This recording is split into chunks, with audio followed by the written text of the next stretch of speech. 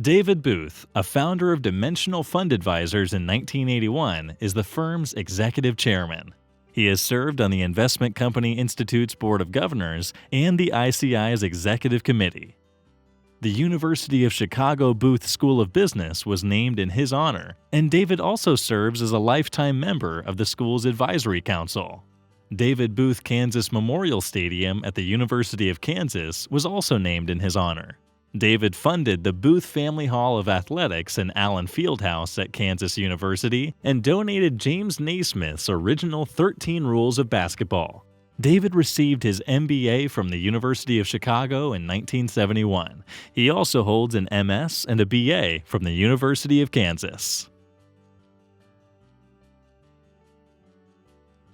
Hi, I'm Mark Hebner, President of Index Fund Advisors, and welcome to IFA.TV, where we replace speculation with an education. And today we have our special guest, David Booth, joining us in the studio. David Booth is the founder, chairman, and co-CEO of Dimensional Fund Advisors. David, welcome to IFA TV. Well, thank you for having me. Yeah, we're so pleased to have you here. We go back, 1998, I think, when Dimensional was first starting to get to advisors. There weren't too many advisors when I started attending some of your programs and learning about the wonderful things that you guys were doing there. And maybe that's kind of a good place to start about these this unusual path that DFA has gone down in incorporating what some people call the ivory tower ideas of academics. And what was it about that you thought you could create a business out of that?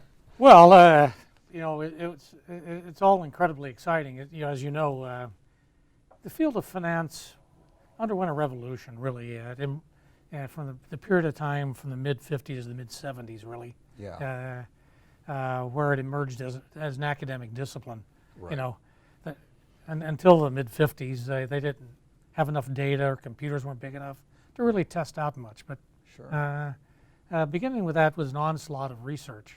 Well, as Myron Scholes sometimes says, ideas are cheap. Is that how he says it? Yeah. So there was a wealth of ideas, but very little implementation of the ideas. Right. So it created a great opportunity for us to start the firm in 1981, applying, the great ideas in finance. Sure. Now, at the University of Chicago, I think you first had the Cowles Center, and then that eventually turned into the CRISP Center, the Center for Research and Security Prices. We don't want to use too many acronyms here today. Yeah. So let me just add real quick here. One of the great things about having David here is David's usually talking to advisors and institutional investors. And so I wanted to give the public, if you will, this opportunity to hear from you directly about some of this wonderful history. But let's go back to the University of Chicago, and I think was originally the Cowles Center, right? And then what turned into the Center for Research and Security Prices. How important were these research centers, and why did they end up at the University of Chicago? Well, the University of Chicago, they ended up there just because of the people that happened to be there at the time that really sponsored it. They're incredibly important, because if you can't empirically test out an idea, it's not, you're just arguing beliefs. Right. You Without can argue data. anything you want. Without data, you're just, arm wrestling over concepts. Right. And so that's really the major breakthrough. So with data, we get serious research addressing questions. Sure.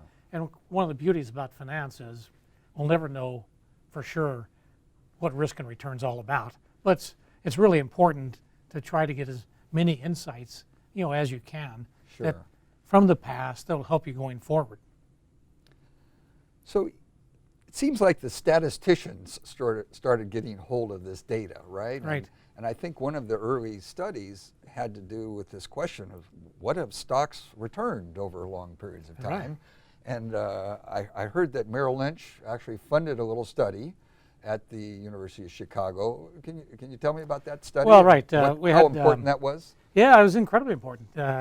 Jim Laurie at the University of Chicago, who is important for a lot of reasons. He's one of these figures that doesn't get much credit, but was really important to the development of all of this. Mm-hmm. You know, as a associate dean, he recruited Merton Miller, who to the University of Chicago. Who, of course, Merton got his Nobel Prize for the Miller-Modigliani theorems. We just had the 25th anniversary of that. And just the anniversary of that. Along with Harry Markowitz. Yeah, and Harry. Yep. Yeah. You're. Go ahead. Yeah. Yep. And So, Laurie, and of course Merton Miller then one of his students is Eugene Fama, and so. And you were one of Fama's students. And I was one of Fama's students, right? And so here we are. But so Laurie was on the board at Merrill Lynch, and he persuaded them to fund the collection of the data, historical data, from ended up being from 1926 on to 63 originally, but now it's updated currently. But and what's important there is that it be research quality data.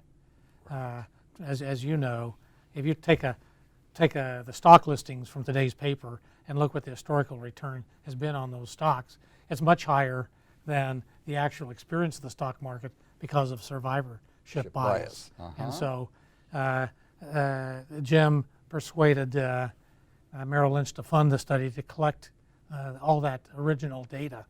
And his colleague Larry Fisher was the guy that was responsible for actually collecting it. It was kind of like Butch Cassidy and the Sundance Kid. Jim was a smooth talker, and Larry Fisher was the one that got the job done. So they came out. What was the result of that study? Yeah, well, they found out. Right? I mean, until that time, you ask somebody, well, what's been the historical return of the stock market? They might say 0 or 15%, or people didn't know what the historical return had been on stocks. But it turned out it was like, as I recall, 9.3% per year. Yeah. By the way, it's very close to that still today. Which is, when you look for the whole history. Well, let's pause on that. Yeah. Because, as you know, it's rare in economics that research conclusions that you obtain from one set of data ever show up again in any other set of data. Yeah, so-called out of sample, right? So out of sample. Sample and out of sample, yeah. So here we have the original findings, 9.3. Well, since 64 on, it's been about 9.3 again. I know. It is just really remarkable. And the reason it's important is you start thinking, well, maybe that's kind of an equilibrium outcome, because, as we often talk about, the investor's return of 9.3% is really the company's cost of capital. Yep. So we ask people all the time, if you talk to your clients, does it make sense to them that when a company issues stock, that the discount rate attached to the earnings would give the expectation of about a 9.3% rate of return? Yeah. I mean, there's no theory, but it seems reasonable. It seems reasonable, and it, to me, what's so powerful about that is sort of characterizes the risk of a company who got to a point where they were able to go public, so they're already pretty well established, right? And it's basically their cost of capital. I have this conversation with investors all the time, and for them to understand, which was Merton Miller's, I think, big concept, right? I talk about it as two sides of the coin. Yeah. The cost of capital and the investor's return is basically the same thing. Same thing. And we relate it to the bank sometimes. If you go into the bank, right, you have to pay them to get the money. That's your cost of capital, and then that's the bank's return, right? Debt, equity, they're basically the same, right? So that's that original piece of research. If you look at what's happened since then, basically, the research has shown, once again, the lower the price you pay for something, the higher your outcome. Yes. So there is a relation between price and subsequent returns, which leads into this notion of dimensionality. But that's just tweaking, of the data. Yeah.